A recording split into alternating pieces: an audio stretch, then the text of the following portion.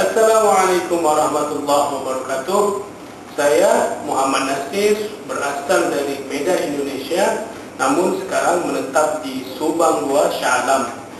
Kerana ini masih berhubung pada Isra wal Mi'raj Rasulullah SAW, di pada kesempatan ini saya ingin mengulas sedikit tentang Isra wal Mi'raj Rasulullah SAW.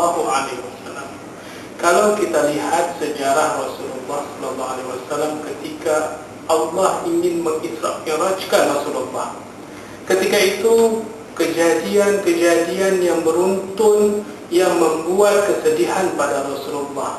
Yang pertama, kita lihat bahawa sebelum terjadinya Isra wal Mi'raj, bahawa paman Rasulullah yang selalu membantu dalam dakwah Rasulullah, Allah panggil.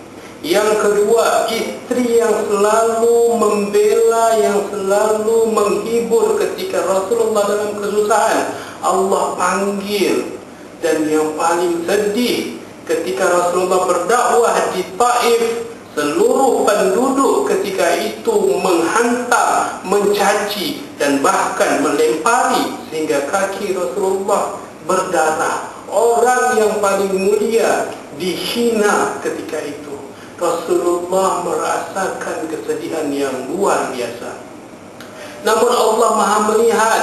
Subhanalladzi asra bi'abdihi laylan minal masjidil harami ilal masjidil aqsa alladzi barakna hawlahu linuriyahu min ayatina innahu huwas sami'ul basir.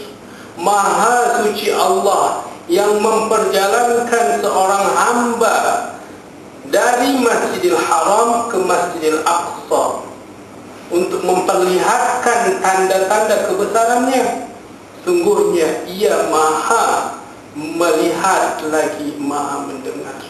Subhanallah, Allah mendengar, Allah melihat rintihan Rasulullah. Maka Allah perjalankan Rasulullah dari Masjidil Haram ke Masjidil Aqsa dalam tempoh satu malam. Kalau kita fikir sekarang ini, mana mungkin dalam satu malam boleh berjalan dari Masjidil Haram ke Masjidil Aqsa dengan kenderaan buruk?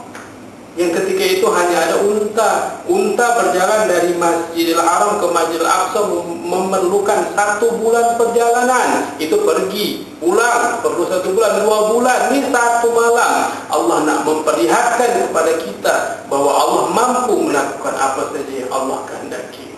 Ketika sampai di Masjidil Aqsa, maka Rasulullah menjadi imam dari para nabi. Ini membuktikan bahawa Rasulullah makhluk yang mulia. Walaupun Rasulullah di dunia dihina, namun Allah ingin menunjukkan kemuliaan Rasulullah di langit. Para malaikat, para penghuni langit menunggu memuliakan Rasulullah. Di Masjidil Aqsa sekarang ini kita lihat bagaimana penduduk Palestin ditindas.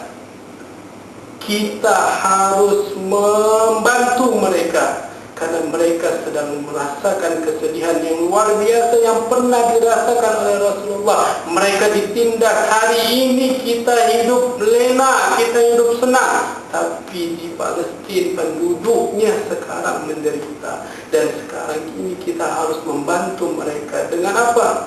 Dengan doa kepada Allah. Ketika Rasulullah sampai di Masjidil Aqsa, maka Allah mi'rajkan ke langit. Ketika dalam perjalanan mi'raj, kita lihat bagaimana penduduk langit, bagaimana keadaan itu. Yang paling penting kejadian Isra Mi'raj ini ialah Allah memberikan kepada Rasulullah supaya umatnya melakukan sholat. Dulu berapa? 50.